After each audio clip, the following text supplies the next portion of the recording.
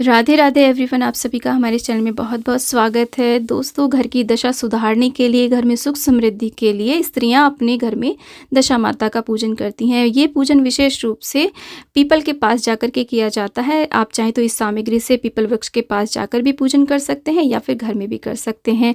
तो आज की इस वीडियो में हम जानेंगे दशा माता के पूजन में किस किस हमें सामग्री की आवश्यकता होती है। तो ये जो पूजन है ये चैत्र मास के कृष्ण पक्ष की दशमी तिथि को किया जाता है। तो देखिए यहाँ पर हम मौली लपेट करके सुपारी के ऊपर गणेश जी बना लेंगे। आप चाहें तो गणेश जी की फ़ोटो या प्रतिमा भी ले सकते हैं, क्योंकि सभी पूजन में हमें गणेश जी की आवश्यकता होती है। और इसके साथ में देखिए एक विशेष दीपक बनाना होता है। देसी घी का लंबी बाती का दीपक बनाते हैं। इसमें 2 बातियां लगाई जाती हैं। साथ में आप धूप ले लें। देखिए, अगर आप गणेश जी की स्थापना नहीं करना चाहते हैं तो आप उनका ध्यान करके भी इस पूजन को कर सकते हैं। साथ में कुछ अक्षत ले लेंगे, क्योंकि सभी पूजा में हमें साबुत चावलों की आवश्यकता होती है। और इसके साथ में दोस्तों हल्दी का विशेष रूप से प्रयोग किया जाता है। ये वो हल्दी होती है जिसे हम होलिका दहन की झल दिखा के लाते हैं। यदि आप गांठों को झल दिखा के लाए हैं तो उन्हें भिगो करके पीस लें, क्योंकि इसमें दशा माता का डोरा रंगा जाता है और टिक्कियाँ भी दी जाती हैं और तिलक आदि भी किया जाता है। इसके साथ में रोली को भी इस तरीके से घोल लें, क्योंकि इसकी भी टिक्कियाँ दी जाती हैं। और साथ में मेहंदी की भी टिक्कियाँ दी जाती हैं। तो आप कोशिश करके केमिकल वाली मेहंदी पूजा में बिल्कुल प्रयोग ना करें। सूखी हल्दी को इस तरीके से घोल लें और उसकी टिक्कियाँ दें। अगर आपके यहाँ पर काजल की भी टिक्कियाँ दी जाती हैं तो आप काजल भी ले सकते हैं इस पूजन में। तो 10-10 टिक्कियाँ दी जाती हैं इस पूजन में। और देखिए यहाँ पर अगर हल्दी की गांठें हों आपकी झल दिखाई हुई तो आप उन्हें भिगो करके पीस लें, उससे डोरा आप रंग सकते हैं। तो इस प्रकार से हमें ये सामग्री चाहिए। सामग्री हम आप ज़्यादा से ज़्यादा भी ले सकते हैं और कम से कम भी ले सकते हैं, जितनी आपके पास अवेलेबल हो। साथ में एक शुद्ध जल का भरा हुआ हमें लोटा चाहिए। लोटा आप किसी भी धातु का ले सकते हैं। दोस्तों, वैसे इस व्रत पूजन का जो स्टार्टिंग है वो होलिका दहन के अगले दिन से ही हो जाती है, यानी कि 10 दिन का ये पर्व होता है, लेकिन मुख्य पूजा दशमी के दिन ही होती है। अब हमें कच्चे सूत की आवश्यकता होती है। इसका डोरा बनाया जाता है। 10 तार वाला 10 गांठों का डोरा बनाया जाता है और उसको गले में पहना जाता है। दशा माता का डोरा बनाने के लिए अगर कच्चा सूत आपके पास नहीं है तो इस तरीके से आप कलावा यानी कि मौली भी ले सकते हैं, क्योंकि ये भी कच्चा सूत ही होता है, बस इसको कलर कर दिया जाता है। तो हम दोनों पूजा में रखेंगे, क्योंकि वस्त्र रूपी कलावा अर्पित करने के लिए भी हमें कलावे की आवश्यकता होगी।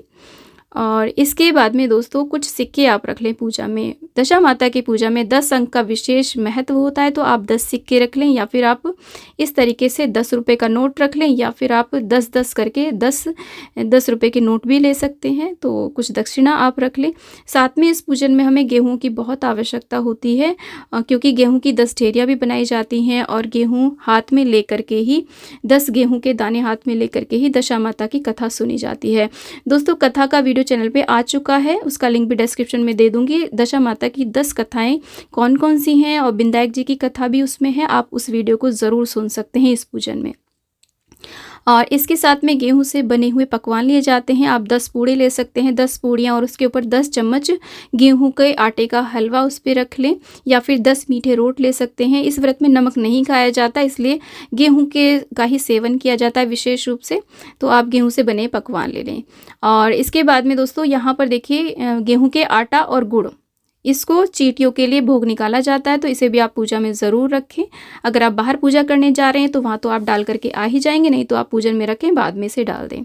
और साथ में दशा माता के गहने भी बनाए जाते हैं। ये गहने कैसे बनाए जाते हैं इसका वीडियो भी आपको चैनल पे मिल जाएगा। लास्ट ईयर भी मैंने गहने बनाने आपको बताए थे, उसका लिंक भी आपको डिस्क्रिप्शन में मिल जाएगा। आप उसे देख करके ये गहने तैयार कर सकते हैं। यदि आपके यहाँ पर ये गहने बनाए जाते हैं तो आप इन्हें बना करके ज़रूर दशा माता को अर्पित करें। यहाँ देखिए दशा माता की एक तिजोरी बनाई जाती है, जो हमारे पिछले साल का डोरा होता है ना, उसको इसमें रख करके हम पीपल के वृक्ष के नीचे दाब देते हैं, यानी कि दबा देते हैं उसको।